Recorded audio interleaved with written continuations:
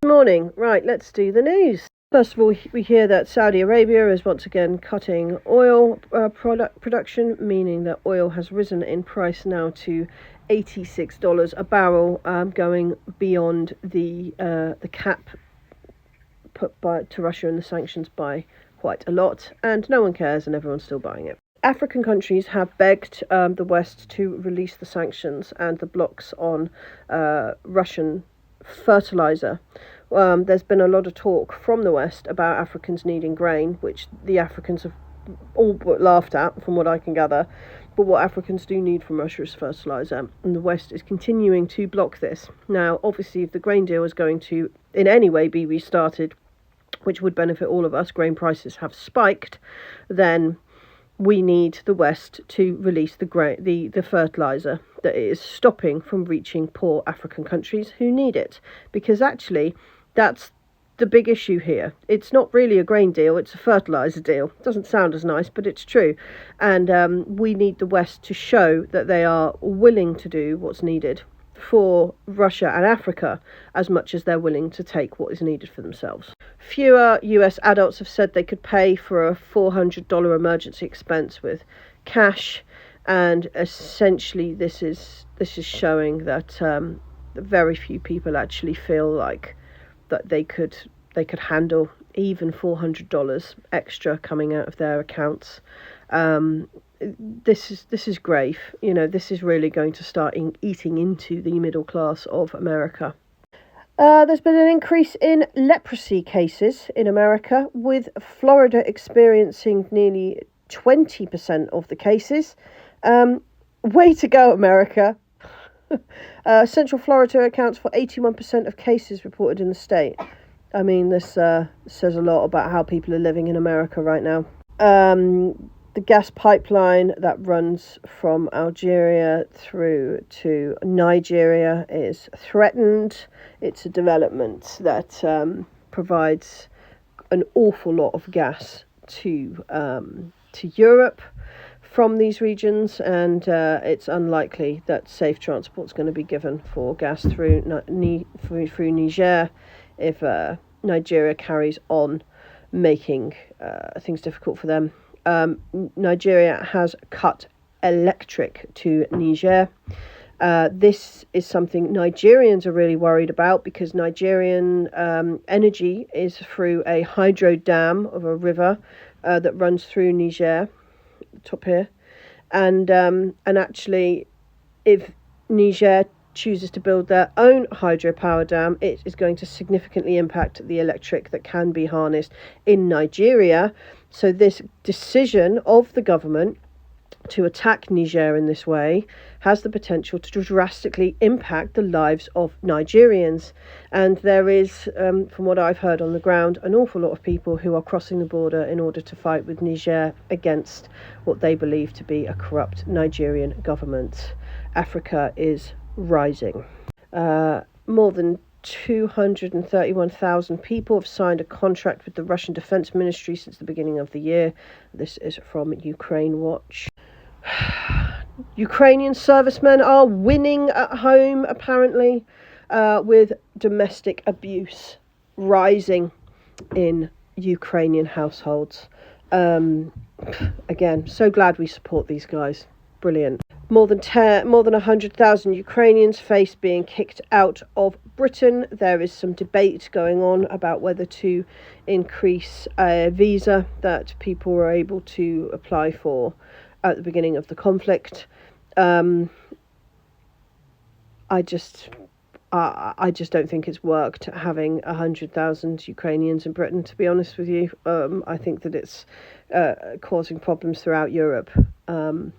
But sending people back to a war zone is not reasonable. I think, again, that the best thing we can do is negotiate peace and allow people to return to their homes freely. A group of 12 people sold babies to foreigners for 50,000 to 70,000 euros per newborn, and this was reported by the Ukrainian General Prosecutor's Office. It's reported that the organisers of the scheme worked as heads of medical institutions. The men looked for women in distress who agreed to become surrogate mothers. In return, they were promised €12,000. The human trafficking and child trafficking in Ukraine has been a massive problem for years. The war has not stemmed that, and I hope to God that this stops soon. Ukraine has started 3D printing bombs. Cheap and surprisingly effective. I think they look like something else. Anyway, I can't imagine that they have anything on what the Russians are producing, I'm afraid. Poland will extend the ban on Ukrainian agricultural products until after September 15th. This was stated by Agricultural Minister Robert Tilius in an interview with Polish radio. Even if the European Commission decides not to do it, we will close the border. I believe that some of the 5 frontline countries will do the same. We want to help Ukraine, but the welfare of the farmers is our priority. And Poland will be sanctioned by the EU for thinking about itself and its farmers rather than Ukraine. It has been in the past. It will be again. I sincerely hope that the Polish government continues to think about its own people first. The German Defence Minister, Boris Pistorius, has reiterated his opposition to the delivery of long-range Taurus cruise missiles to Ukraine. This is a very, very difficult thing that they're asking the Germans to do. The Germans providing long-range missiles to Ukraine will absolutely be taken badly by the Russians, and Germany is very much within long-range distance of Russia. So this is not something the Germans should be asked to do, and given how majority of Germans feel about this, this is certainly not something the government should be doing on their behalf. According to a recent poll by Newsweek, 31% of Americans want to send US troops to Ukraine to fight Russia. 34% of Americans oppose sending US troops to Ukraine to fight Russia, and 35% of Americans are unable to locate Ukraine on a map. So there we are. This is a graphic showing the countries in Africa who have signed military agreements with Russia. In the battle for Africa, the West, I'm not sure that you're going to get very far. Russia has only 2 allies, weeds and shrubs. This is my meme of the day. I think it's absolutely fantastic. After, of course, the British Ministry of Defence yesterday said that it was shrubbery that has stopped the Ukrainian counteroffensive from making headway.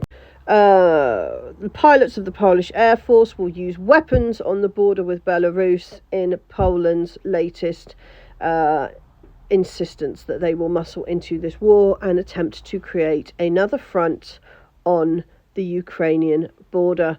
I just don't think it's going to work. I think they're trying to split the Russian attention, and I don't think it's going to work. Poland is allowing itself to be used as a pawn in this American war. Denmark opposition parties are in protest against the government's intention to ban Quran burning events. Find something else to do, guys. Seriously. Do you know what I mean? It's just, it causes such problems on the political sphere. And actually, I will do a video today about Sweden and how this has impacted their actual standing as a sensible country on the worldwide stage, because it really, really has.